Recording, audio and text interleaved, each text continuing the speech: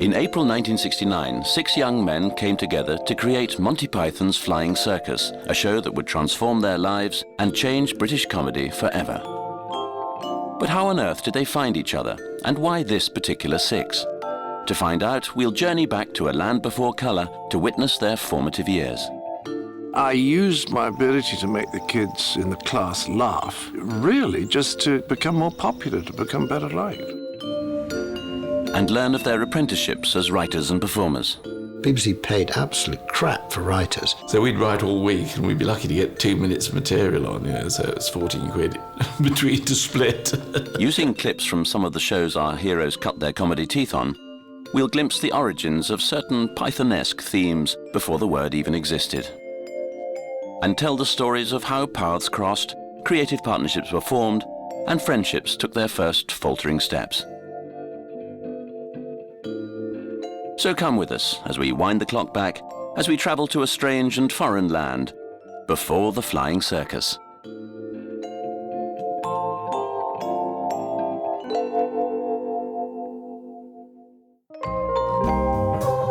The 1950s were the would-be Python school days, a time that would shape and colour the rest of their lives. But were they idyllic? Not necessarily. You think 12 years in an English boarding school? Formerly an orphanage. Let me think. Yes, grim could be a good word for it. Fucking awful is another good word for it. Eric was only 2 years old when his father was killed in an accident, and from the ages of 7 to 18, he boarded at a school dedicated to the welfare of children who had lost one or both of their parents. In its austere and harsh surroundings, there was one thing that got him through. I think comedies are basically that gives you the reality of what's going on. So they say, right, you boys, I'm going to beat you, but it's for your own good. And comedy says, well, I'll beat you then. So I think there was a lot of that, anti-authoritarian, hatred of what they were doing to us and how it was supposed to be good for us and how one day we would be grateful for it. Well, they were wrong. I'm never fucking grateful for it. They were just lying, and we knew they were lying. John Cleese was raised in the coastal town of Weston-super-Mare, but went to a private school in the nearby city of Bristol. When I first arrived, being very tall and immensely skinny and weak physically, I used my ability to make the kids in the class laugh, really just to become more popular, to become better liked. Perhaps unsurprisingly, even at the tender age of 10, John was mature enough to see the rest of his life mapped out. Well, I knew that I would get married and have a mortgage. That was always very, very clear to me from about the age of 10. But I didn't know what I would do. But I think there were only a few things open to me, and there was accountancy, and there was being a solicitor, not a barrister, but a solicitor. And possibly 1 or 2 things, quantity surveying. Born in Colwyn Bay in North Wales, Terry Jones's family relocated to Surrey when he was 4 years old. From an early age, Terry's ambitions were artistic. I think I was very serious, and I wrote a lot of poetry. Like most 15-year-olds, I enjoyed a good laugh. Terry's desire to become an actor was not given huge encouragement at his grammar school. Well, our headmaster was a member of MRA, which is the Moral Rearmament. He gave us divinity lessons, which he would tell us that, well, actors are all homosexuals, and there was absolutely no theatre in the school at all. It was absolutely frowned upon. Michael Palin was raised in Sheffield, but boarded at a private school in Shrewsbury. It was, not a bad school, but it was old-fashioned and traditional. For Michael, the teaching may have been old school, but it made for compulsive viewing. I became fascinated by the way they moved, the way they talked, any little tick. I just loved it, sort of a teacher would do something just even like that every now and then, or that. And this is absolutely fascinating. I found that I could remember these things and I could actually recreate them afterwards, and people thought that was incredibly funny. And I suppose a lot of that was just, what is this strange ability about? What does it mean? And yet it's quite intoxicating when you're doing it. I suppose it is a form of exhibitionism, which wasn't me at all. The son of a policeman, Graham Chapman grew up in Leicestershire and followed his elder brother in a wish to study medicine. At school, he excelled, academically and at sports, but more tellingly, his greatest love was drama. Terry Gilliam was raised in the countryside of Minneapolis, Minnesota. For the most part, he was a model student. I was apparently a really good kid in those days. You know, my mother talks about how I was very polite, how I studied. I ended up in school just getting through everything with A's and all of this nonsense. But his mind wasn't always focused on the job of learning. And it's one of the ways I always divided Python between those who giggled at the back of the class and those who didn't. And it always seemed to me Mike, Terry, and I were the gigglers. Graham, John, and Eric weren't. There was one thing, however, that commanded young Terry's attention. I was a huge fan of Disney as a kid. I think the first film I ever saw, was Snow White. So Disney animation was just everything to me. I was just so in love with it. Like Terry Gilliam, the other 5 schoolboy Pythons-to-be were absorbing any and all comedy influences. Billy Cotton's band show. Wakey, wakey! That was our kind of sense of what, because we could listen to the radio on a Sunday, because they let us out of one of the 2 compulsory church visits we had to do on our day off on Sunday. The first time I heard Stanley Unwin, I think I've never laughed so much in my life. I don't know why it appealed to me so much. This is the thing. And first of all, I must compliment you on for the selection of this hydraulic thing, which is a ballistic in its own turn on account of the school certificate. And I actually sat down and wrote something at the age of 18, which I still remember. The cuts of the temperatones, merc, the glucoses, nerve, colic, the virtues, testivitis, crucible, partivisor, cruise, together, team moods, liver, the antipetities, so fourth frame shows data vision and auditory slow perfection. For many of our heroes, there was one weekly radio show above all others in terms of inspiration. It starred Peter Sellers, Harry Seacombe and Spike Milligan, and was called The Goon Show. The Goon Show, which was my great love. This was something that my parents didn't understand at all. I didn't really understand. I just thought, how wonderful, people making strange, silly noises and doing totally sort of inexplicable things. I loved that. Because I always felt, we grew up feeling there was a definite order to things, and you'd grow up and hair would grow on your body and your balls would drop, and then you eventually become sort of adult and you become a different sort of person. You wear a suit and you'd be rather respectable when you go to church and you sit behind a desk. And the Goon Show, it wasn't going to be like that. Grown men going, men, hello, Henry, and all that. I just remember thinking, there's another world out there. I guess it's what people felt when they saw the Marx Brothers films the first time in the 30s. It was this feeling of sort of, wow, anything, you can do anything. I wanted to be a goon, really. But that didn't seem to be a very credible career, certainly not to my parents. Didn't even dare mention it. I remember my father coming in once and he thought the radio had broken. He just said this, strange, high-pitched noise, and he said, something wrong with the set, as he called it.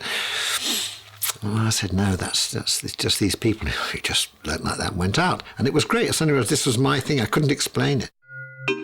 School days were coming to an end, and all had to decide what to do next. For Eric, a place at a top university was a real possibility. Ironically, his 12 years in a boarding school was about to pay off. I knew more than any other boy in England, because there was nothing else to do. We have prep. They're all having teenage years and girls and dances. We're stuck doing prep for 2 hours a night. John Cleese's father already had a plan for his son. He was keen that I should join Grace, Derbyshire and Todd of Bristol, accountants. And he said to me, if you do, my boy, by the time you're 21, you will have the letters ACA, Associate of Chartered Accountant or something like that, after your name. And he said, the world will be your oyster. University beckoned, but not just any old university. With the exception of Terry Gilliam, all were destined for either Oxford or Cambridge universities. Michael and Terry Jones were at Oxford, Graham, John and Eric at Cambridge. Free from the trappings of youth, each of them could now find out who and what they wanted to be. Getting to university was this sort of, wow, you can have a go at anything. But I think the school had left me with this legacy of fear of failing in things and not quite daring to do what I wanted to do. I just thought everybody was going to be so clever and so brilliant and so extraordinary. And it took me a long time to penetrate that and realise that it wasn't true. For Eric, arriving at Cambridge was a life-changing experience. Cambridge is just so beautiful, for a start, visually beautiful. I realised after about 2 lectures, you actually didn't have to go to lectures, because I was reading English, and so they were just people's opinions, and you can have your own opinions. That's the whole point of it. So I didn't attend lectures after the second 2 or 3 weeks. Oxford was really a major change in my life, because for the first time I wasn't really supervised quite as closely as you were at school. And also I just met people from a wider background, and the first guy I met at Oxford was Robert Hewison. Michael and I met on the first day because we were reading the same subject, history. But we bonded immediately, and of course we bonded because we could both recite the Goon Show backwards. He was a metropolitan, he was a Londoner. He just knew about all sorts of things that I didn't know about. You know, I didn't even know what pizza was at that time, you know.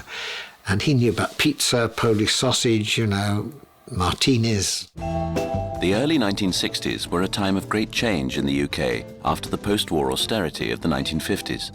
We were in a time when the whole of society was loosening up, and we were ready for change. We weren't revolutionaries, but certainly we were fed up with the conformist society. And there was no greater example than the hit show Beyond the Fringe, starring Alan Bennett, Dudley Moore, Peter Cook and Jonathan Miller. For our would-be pythons, it proved inspirational. It is still the funniest show I've ever seen. Absolutely the funniest. I was biting my college scarf at one point. I finally found, I didn't know I was doing it. I was in the middle of a public schoolboy sketch. We couldn't get seats, so we had standing room, and I was grateful because I just rolled around the wall and fell on the floor. I just never knew you were allowed to be that funny. But it was extraordinary. Yes, utterly liberating, because, you know, there had been so much about the 50s that was stultifying and dim-witted and stupid. So that when you saw Alan Bennett standing there doing this parody, and what was it? Jacob was a smooth man, but Esau was a hairy man. 29th verse of the 14th chapter of the book of Genesis. But my brother Esau is an hairy man, but I am a smooth man. But my brother Esau is an hairy man, but I am a smooth man. It was brilliant. I mean, it was just fantastic, and it made you gave you confidence. There were people out there who thought like you did. And then they went to London, huge hit. Everyone said satire. It hadn't occurred to anyone at Cambridge it was satire. It was just highly intelligent. Terry Gilliam was studying political science at Occidental College in California, but it was through his cartoons that he began to find his creative voice. I always drew cartoons from a very early age. I mean, cartoons are great because they're immediate. You get an immediate response from somebody. You do a cartoon, and they laugh, or they say, wow. And so I've always drawn, and I'd taken over first the College Humor magazine, which began as an arts magazine. I reduced it to a humor magazine. In the 1960s, both Oxford and Cambridge universities had reputations for nurturing drama and comedy talent, particularly the Cambridge Footlights. You had to audition, so John went along, as did a medical student called Graham. And I went along to the audition and was absolutely hopeless. I mean, we were supposed to sing a song, and so I was just awful. Mama wouldn't cook me no shortening bread, or something with a grammatical error in it. Chapman was there, and we went out afterwards to lick our wounds, and we had a coffee together. I remember I was sitting there thinking, I don't like this man. Very strange, because quite soon afterwards we started writing together, and then I did not like him anymore. John and Graham became friends and writing partners, but two peas in a pod they were not. He wore tweed jackets and always wore a tie. And he puffed on a pipe, and he was a medic, and he played rugby football and drank beer and went mountaineering. I mean, it was very butch. And that was what I remember about him. He was much the most butch of all the people I knew. John and Graham eventually made it into the Footlights and began to perform in music and comedy revues. In the vibrant social scenes of Oxford and Cambridge, anyone could put on a show, with the added bonus of being paid sometimes too. 3 or 4 or 5 of us would go off to the local allotment society, and we'd do this cabaret, often to a sort of stunned silence. And then they'd give us about 40 quid, so we'd share it out, get about 8 quid each. But that was quite a lot. At Oxford, it was Michael's friend Robert Hewison who came up with the idea of how to earn some extra cash. He was the one who said, look, let's put these sketches together, do a half-hour programme, and we can go and get some money for it. I said, what do you mean? He said, we do a cabaret. I was, to some extent, saying to Michael, let's do this, we can do this. I was the pushy southerner, if you like. He was also sort of pushy enough, really, to say to people, look, we can do your cabaret at the Oxford Union or something like that. When the jazz band's finished playing, there's a half-hour break, we will come on and do cabaret. I mean, I wouldn't have known how to go through all that, and you can pay us 10 shillings or something like that. So he really got that together, and I realised that I sort of fused my acting with the jokes, and the two sort of came together, and I realised actually I could hold an audience. I probably saw him doing cabaret in the second year, and I think then I think Michael and possibly Robert, we did a small play together. Terry was in the year above, and at that point was heavily involved in straight acting.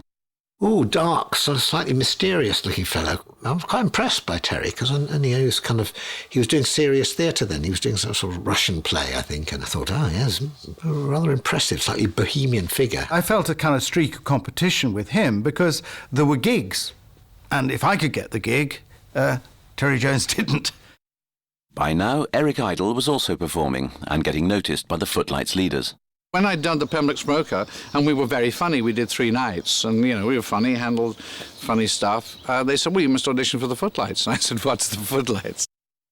Terry Gilliam's cartoons were also attracting an audience at his college in California. You've got an audience there, a confined group of people. It's a little pressure cooker. And so you can throw an idea into that, and you'll get immediate reactions. So you actually are building your confidence. The Pythons-to-be were developing fast, and notably theirs was a generation that could do so in a live performance setting. And the highlight of the year for university reviews was the Edinburgh Festival Fringe.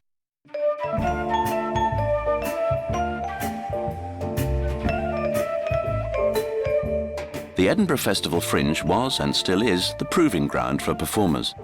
Hundreds of them, from straight drama to the most outlandish comedy, set out for Scotland in the month of August. We all got on a bus and went up to Edinburgh and stayed in this big but completely furnitureless house that was loaned to us by the university up there. And we all slept on plastic lilos, which we inflated, and we sort of had one sheet each. And I think there was one large bathroom between about 45 people. Yeah, the Edinburgh Festival was very exciting. For a start, it took you away from the university, and you had a national, indeed sort of international audience, if you wanted. It wasn't just college mates or people who knew you, and you were having to fight for the audience. I had the strange experience, the first show we ever did there, on a little stage one end, of outnumbering the audience. 3-2 was quite a shock when the curtain went back and we came out saying, da da da da da da da da. We looked down and there was just this young couple there, horrified, and the girl put her hands over her eyes and sat throughout the entire show, which was about 25 minutes. And the boyfriend put his arm around her. We were playing to the boy saying, "Are you all right?" Doing all our jokes, complete silence. The Edinburgh Festival Fringe gave our heroes opportunities to meet each other and impress each other for the first time. So it was that late one night Eric sat in the audience for the Oxford Review and saw Michael Palin perform the sketch Present Memories. Lights come up, and on stage there's a big case, a tea chest to one side, with all wrapping around it and a nice bow on it. And I come on as this truly terrible music hall performer from the north. I come on and I've got my music stand and I'm singing, one of these terrible songs to the audience. If love broke my heart in 1,000 tiny pieces or something like that, I'd still be in love with you. Keep looking at this box on the stage, gift wrapped. And he said, sorry everybody, I just have to open the box. And it says, I can't remember his name was, Mikey, from the audience. And he said, oh my God, this is so touching. I mean, I've been in show business 30 years and you've given me a present. I don't know how to thank you. He's so moved. He says, I thought my career was over. Quite honestly, I thought the old songs I was singing weren't really working. I don't think people really wanted to see me anymore. And now I realise that, you feel about me like I feel about you. And it was a great thing, and the audience, ooh-ah. And then he does this. He says, I'm going to sing you one of my old favourites. I want you all to join in. Love breaks your... And of course the thing blows up. And he just picks up his music stand and looks at the audience, and I used to love that bit, milk it a bit. But it was totally only funny because his character was so real. In 1963, John's final year at Cambridge, the Footlights show for Edinburgh was directed by Humphrey Barclay. They needed a title. Somebody said it should be called Cornflakes, and somebody said you can't call a show Cornflakes, and somebody said that's the title, you can't call a show Cornflakes. Well, so initially it was called A Clump of Plinths, which I think is a lovely... You have trouble saying that? Eventually they settled on A Clump of Plinths, a show that would go on to have international success, starring Bill Oddie, Tim Brooke-Taylor, Graham Chapman and John Cleese, most notably as a lawyer in the sketch Judge Not. My lord, in this case, my learned friend Mr. Maltravers appears for the defence, and I appear for the money. The case would appear to be a simple one, my lord. The prosecution will endeavour to prove that the snivelling, depraved, cowardly wretch whom you see cowering before you had words with his wife and then deliberately assaulted his pet ostrich by throwing a watering can at it. I thought Cleese was the most phenomenal performer I'd ever seen, and was just rigorously funny, because he never cracked up, he was funny. And so he was so deadpan, I just adored him. With the success of Beyond the Fringe, TV broadcasters were keen to find the next generation of writers and performers, and Oxford and Cambridge universities, with their reputations for successful reviews, was their first stop. Leader of the search was David Frost.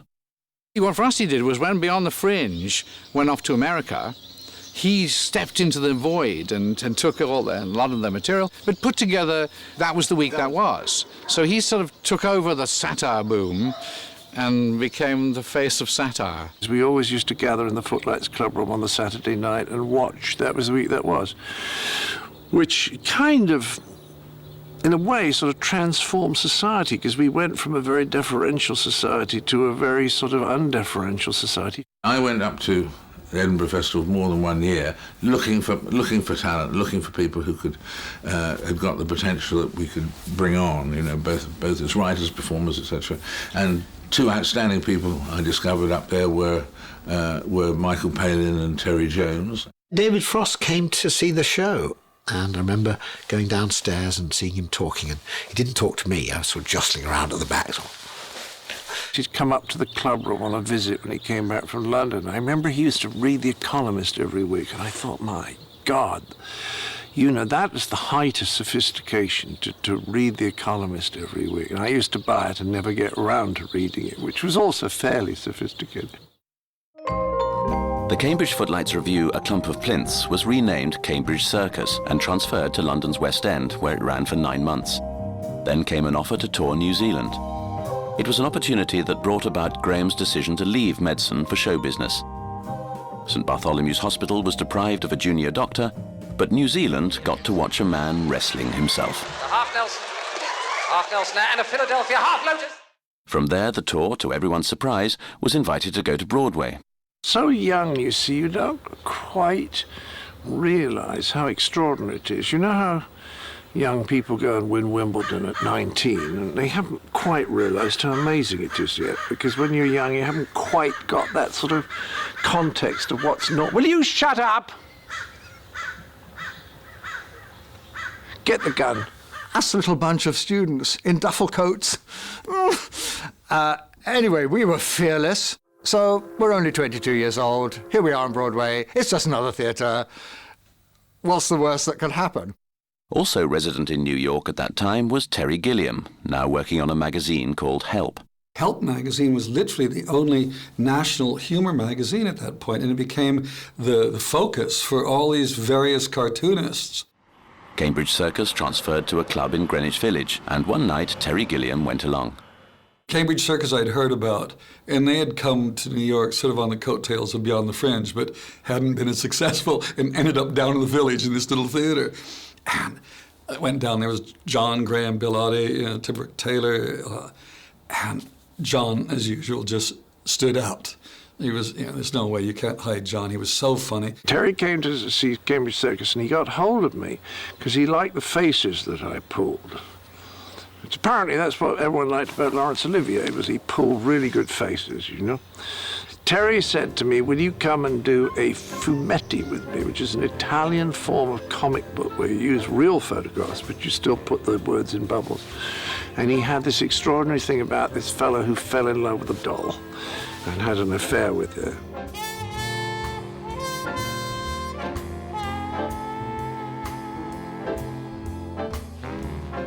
There was no hesitation. I mean, he was just a freer spirit. I think it had to be this thing of being in America. And, his parents weren't there, the people he had gone to school weren't there. He could be whatever he wanted to be. 1965, and the other Pythons to be began to leave the safety of university and headed for London. A career in show business was fraught with uncertainty, but Terry Jones was handed a lifeline to a respectable career by Frank Muir, assistant head of light entertainment at the BBC. Frank said, we could, you could have a desk here and we could give you £20 a week and you can see how it works. I had 2 typewriters, 4 telephones on level 4, looking out over the front of the BBC. And I sort of read scripts and sort of read a little bit. Joining the BBC gave Terry's fledgling career an air of respectability, invaluable since his parents were not convinced that television was the right career for their son. I didn't dare go back home because I knew what I was doing was so risky. And it felt risky too. It was a very insecure sort of way of carrying on. So I didn't dare go back home, live back home. I couldn't have taken their anxieties. On the rare occasions Terry did go home, the one-day film director, now armed with his own cine camera, enlisted his parents as actors and also experimented with animation. And my dad said, why don't we make the deck chairs move? And so he actually moved all the deck chairs around. And we filmed it in our garden in Claygate. Eric had found work as an actor, but his heart just wasn't in it. I would sit backstage and I'd write sketches. So I was there one night and I was writing it. And this guy is hovering. He said, Eric. And I said, yes. He said, would you mind joining me on stage? So I went, oh, shit. So I raced on stage and the audience was sitting there patiently waiting. Nothing, 2 minutes had happened. And I realized that I wasn't really cut out for an actor. When I left university, I had no job. I was telling my parents that I was going for interviews and all that. What I meant was I was going for interviews for television programmes. And I got an audition for a pop show in Wales called Now. I was up for anything at that time, sort of as long as I could avoid doing a desk job.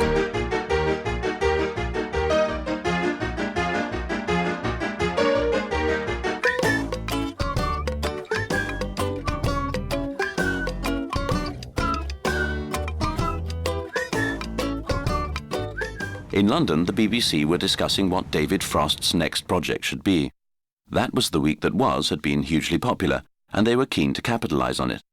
I was sitting around thinking, well, I'm going to go back to England now, I don't have anything to do, and that's when the phone rang. And David used to call me every few months. David Frost, and hello. I said, oh, hello, David, how are you? He said, I'm at the airport, my flight's going to be called any moment. Yes, I do remember that phone call. And it was, as he said, all my phone calls were from airports in those days. I'm doing a little itsy-bitsy television show in the new year called The Frost Report. Do you want to be in it? I said, yes, please. He said, oh, good, super, super, super. David said, take me to tea at the Ritz, and he said, I'm going to do a show called The Frost Report, and I've got John Cleese, who you won't know, but I know from American University, Ronnie Barker. The call comes in, it's from Jimmy Gilbert, the producer of The Frost Report. David would like you to be, to help write the show. The fact that we were writer number 373 on a roller caption of 600, which went through at the speed of light, didn't matter that much. I remember trying to show my parents, there's my name. Oh, you've missed it. Watch it next week. Oh, you've missed it again. With the exception of Terry Gilliam, at that time hitchhiking round Europe, all the Pythons to be got their first major break on The Frost Report. They were now professional writers. And John, with Ronnie Corbett, Ronnie Barker and Sheila Stiefel, also starred in the show. Their British school education provided an experience to draw on as writers. Good. Don't sit on the floor, Thompson. Sit on the chair. Good. Well, how are you, Thompson? Fine, sir. Good. Splendid. You look well. He loved cruel headmasters. Well, they all did, but John and Graham and Eric Idle, their vision of headmasters was very much like that, yes. Thompson, have you been shot? Yes, sir, just a bit. Well, who shot you, a master or a boy? A boy, sir. Oh, good. The Frost Report writers' room was an inspirational place to be. That room for the Frost Report was crammed with really funny people, and you couldn't be in it if you weren't funny. John and Graham, Cleese and Chapman were doing the most wonderful sketches, some of the, you know, the best material I've seen since sort of Beyond the Fringe sort of stuff. And Eric was writing as well, great stuff. And so we were kind of looking at each other and saying, amongst this group are people we really like. So we had, although we didn't know it at the time, we had all the 5 British members of Monty Python getting together in different ways for the first time. One of the great advantages of both the Frost Report and That Was the Week was that they widened the circle of writers for television and had people writing sketches and various pieces who hadn't written for television before. I think there was an awareness that something exciting was happening in the world of comedy. You could attack authority. Suddenly nobody was sacred. And secondly, no idea was too far out to be considered. I think people had been waiting, without knowing it, particularly the young, for a show like this, a show that was a bit of a demolition job, that was irreverent and all of those things. The Frost Report was an instant hit, with 14 million viewers a week. But the most terrifying element for John Cleese was that it was broadcast live. But it was just terrifying. I remember I used to have a pee about 4 times in the hour before the show, and I remember standing there once, washing my hands and looking in the mirror thinking, I really couldn't be any more frightened than this if I was going in a ring with a bull. Do you mind if I try something? No. It's like going for major surgery, and you don't know if you're going to live. We were all terrified. I mean, you can't go wrong.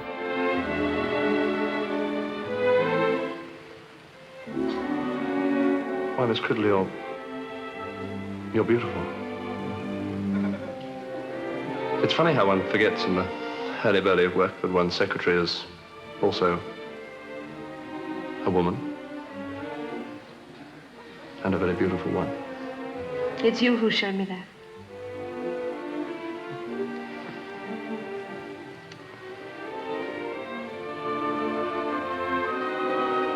No, not anymore. Thank you, Mr. Finch. Thank you.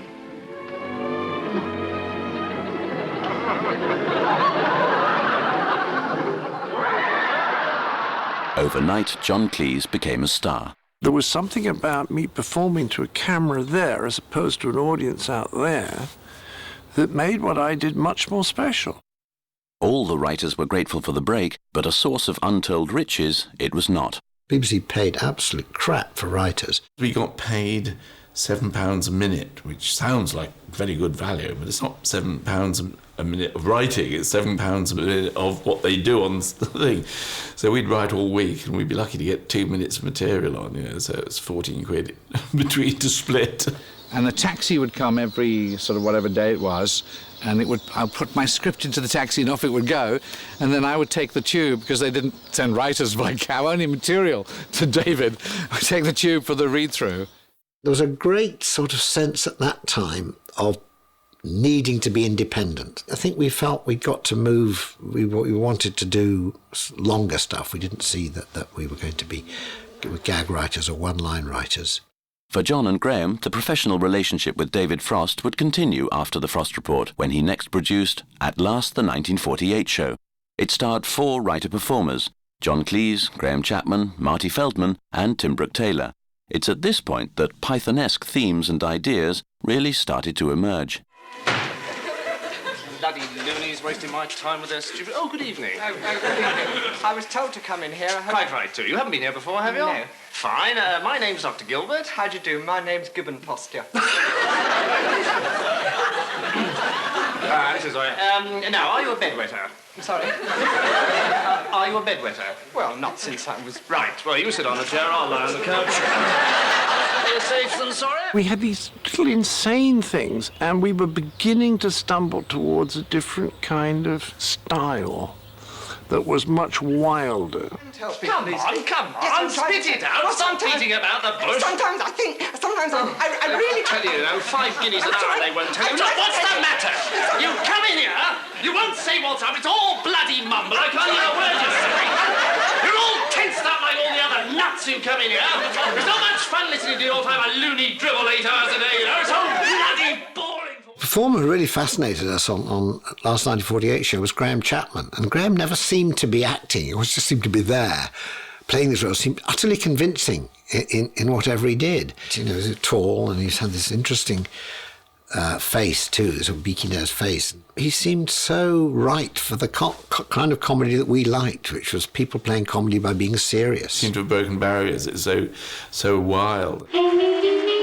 Some of the most surreal and unconventional parts of At Last the 1948 show were the linking pieces presented by Amy MacDonald. I love Amy MacDonald. They made very good use of Amy MacDonald, the lovely Amy MacDonald, who played a very prominent part in the show, and they had this funny idea of making her somebody who would believe that she was the star of the show. Here are a few facts about the lovely Amy MacDonald. She's terribly famous and clever, and she reads lots and hates spiders.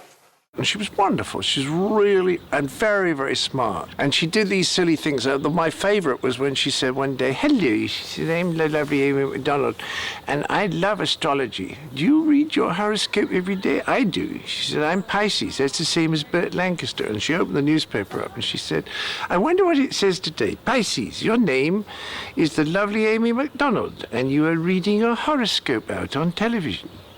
"Oh," she said, "that's good, isn't it?" She said, "It's not so good for Bert Lancaster, though." Suddenly, I'm in a show, and I'm watching these boys, and I'm thinking, what are they doing? You know, people don't sing songs about ferrets sticking up their noses.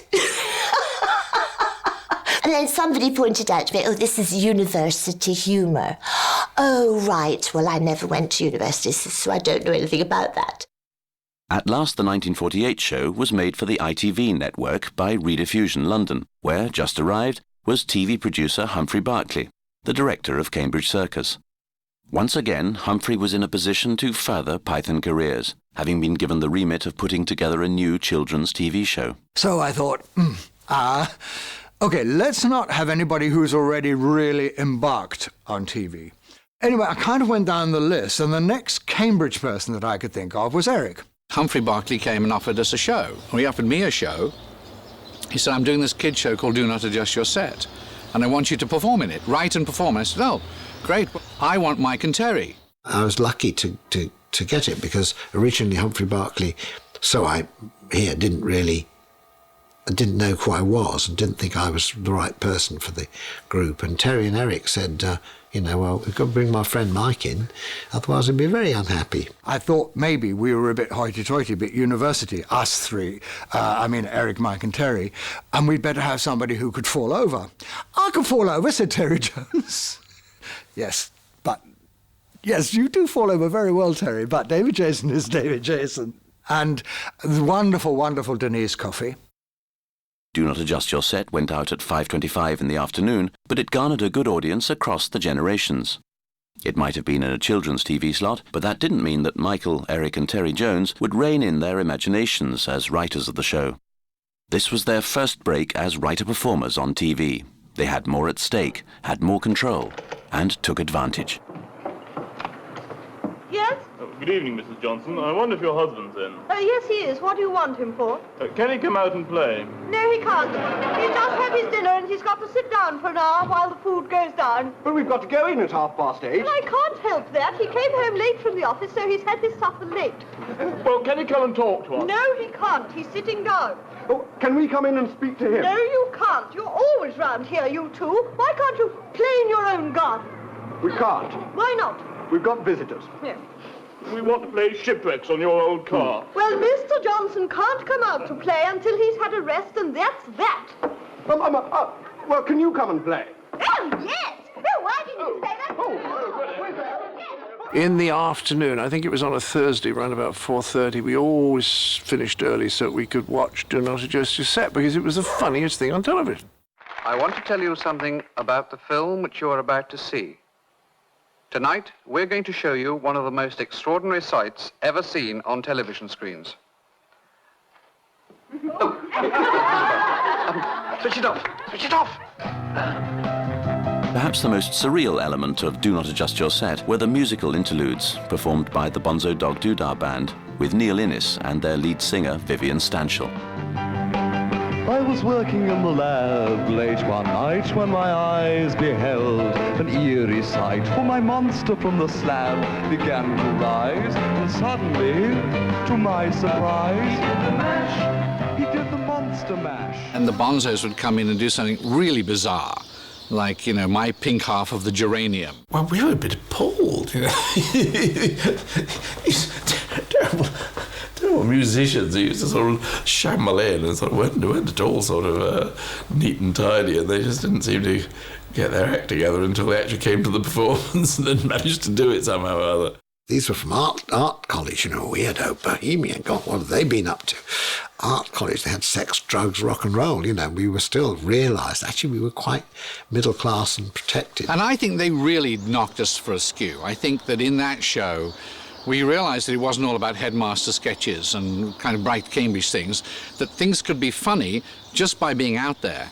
And I think the Bonzos had an enormous influence on Python. You see, I think what is nice when you put a bunch of disparate people together is that they draw on each other's strengths and are taken by each other in different directions. And someone else was about to join the team who'd take the show in a whole other direction. I remade contact with John, because I hadn't been in contact with him for a long time, and said, can you introduce me to anybody in television? And he gave me two names, and one of them was Humphrey Barclay. One day in my office, this American comes in a full-length Afghan coat, as far as I remember, with a lot of hair and a huge portfolio. And he introduces himself, and he says that he's met John Cleese in New York. So I was interested, and he opened his portfolio, and I just thought, this is exciting. I had no idea what to do with it at all, but I just said, you have to be part of our show. Do you want to be part of our show? It looked to me very showbiz. And the great thing was Eric took to him immediately. Eric was really very, very good. Terry and I, Josie and I were a little bit more wary to start with. You know, who's this person coming? And he had a rather sort of glamorous girlfriend and all that. We thought, this is Americans come over to our little sort of nerdy show that we do. I walk in and, well, Eric immediately bonded with me because Eric can spot a star.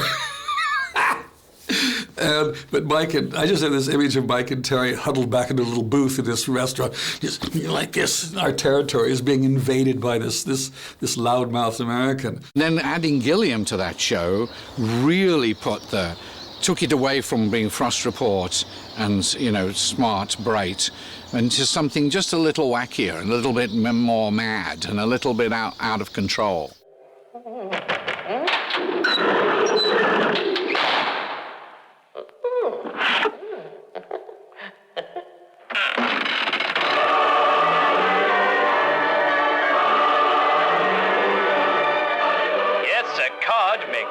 Christmas complete.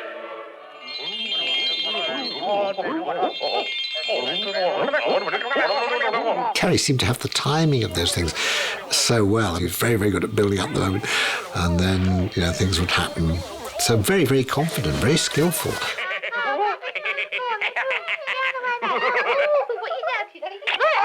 Straight away, I thought, Mike, this is great, you know.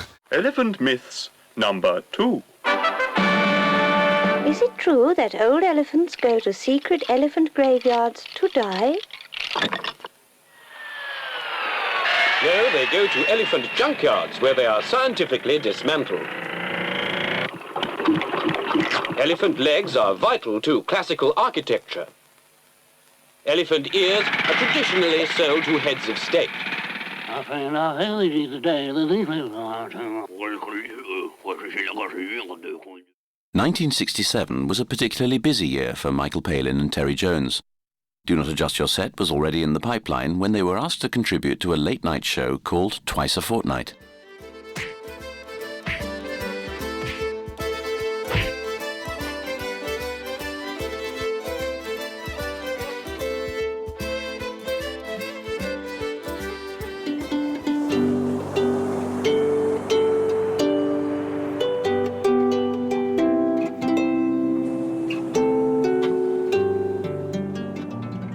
After they'd done the Battle of Hastings, my brother said, why don't you do a series based on that, like that, do a history of Britain? And so that's how Complete and Utter History came about. In 1968, the Complete and Utter History of Britain was written by and starred Michael Palin and Terry Jones. Depicting historical events as if covered by modern-day news, it was a further step towards the flying circus. King Alfred the Great, perhaps the greatest of all English kings, defeater of the Danes, founder of the Navy, scholar, author, and translator. We asked him what he wanted to be remembered for. Not telling. I can jump over anything. Do you want to be remembered for your castle building? And I can whistle. I was surprised when we actually saw the complete show, how close to Python it was. This was all part of the sort of filter process that led to Python. His Majesty King Richard of England!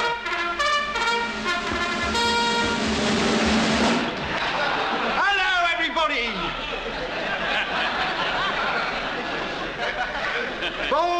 Bonjour, Guten Morgen, Oso Mio, and Iraka. I remember John Cleese phoning me at the end of the last show, sometime in February, it must be, of 1969, and saying, Mickey, no, he didn't call me Mickey then, this is a new thing. He was saying, yes, I've seen your Complete and Utter History series. Oh, I said, oh, that's very nice. I said, well, you won't be doing any more of those, will you? So why don't we sort of have a think about doing something together? And I remember that little segue. Michael says I called and said something awful like, well, you won't be doing any more of those, will you? But then I might have done, because we were always putting each other down, you know. The same year, John Cleese invited Michael to perform in the one-off show How to Irritate People. It includes a sketch that was surely the inspiration for the ultimately famous Dead Parrot sketch. We used to have someone who looked after our car, and I remember telling John that it was very difficult for them, get them to admit there was anything wrong, you know. So, you know, and I was sort of ad-libbing, you sort of put the brake on and it just slide down into a wall. And he says, oh, well, that's it, you know, new brakes, they do that, you know. And John thought this was a hysterical character, that someone was always making excuses. I can't get into third half of the time. Well, you must expect teething troubles in these new models. Best gearbox made. Well, why can't I get into third, then? Well, give it time. Precision gearbox. Bound to stick a little in third. Sign of top quality. By now, all 6 would-be Pythons knew of each other and each other's work. The time seemed right to make it official.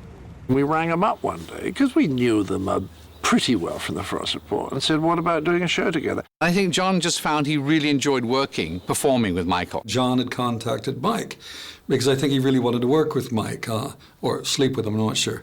But it's so tricky when you've got these boy groups. And unfortunately for John, Michael came with Terry, and they sort of came with me, and we sort of came with Gilliam. So John, I think, if he'd given a free choice, would have had none of the rest of us around at all. I don't know if John had any idea of what I was or who I was as an animator. And they were a bit snotty at the beginning. They did a bit of that, well, actually, we got an offer from Philip Jones at Thames, and, you know, get them. Oh. And then a couple of weeks later, they got back and said, all right, I assume the offer had collapsed because they weren't as good as they thought they were. Basically, we knew John and Graham as being the best writing team around as far as we were concerned. So we were thought great to write with them. The inaugural meeting of the team happened in either a park or an Indian restaurant. Nobody can quite remember where, but it definitely happened in April 1969. They might not have had any specific ideas for a show at this stage, but they did have a manifesto of sorts. Well, if we're going to do anything new, it's got to be something we all do with people that understand the way we work. And let's forget trying to do it in a standard conventional way. Let's take a risk and let's jump into a new kind of show, which became Python. Barry Took, famous as a radio and TV writer with Marty Feldman, was at that time comedy advisor to the BBC, with the remit of finding new comedy shows.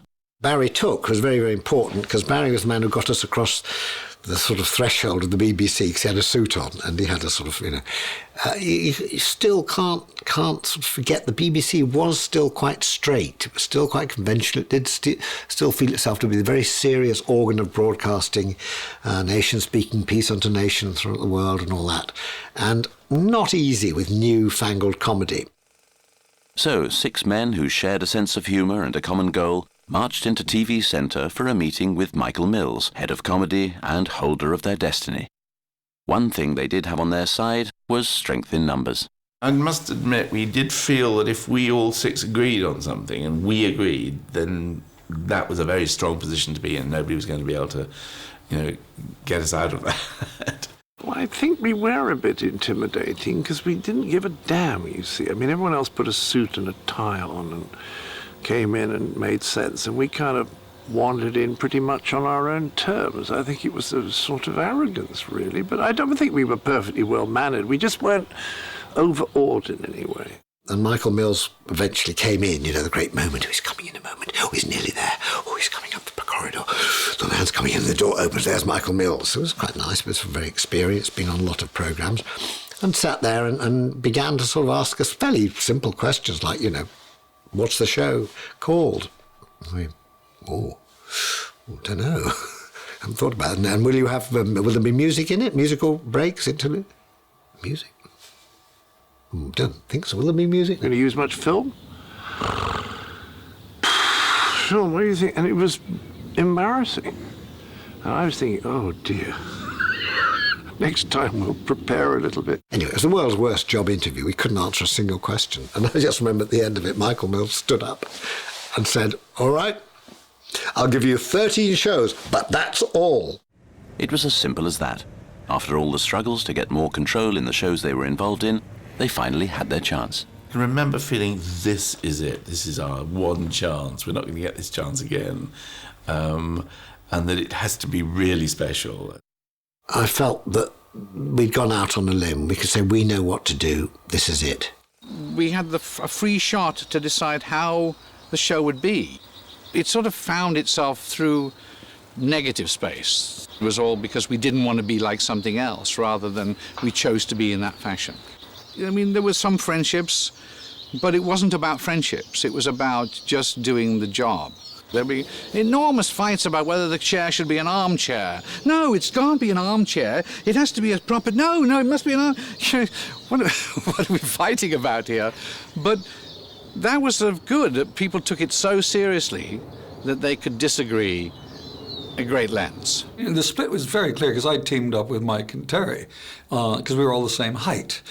That was the main thing. The others were taller, and there is a difference. I mean, the Oxford with Mike and Terry were slightly more conceptual, where the other 3 is all about. It was more verbal, and it was more that aggressive. A lot of anger came in, which of course is a very, very strong part of Python. Very, very strong.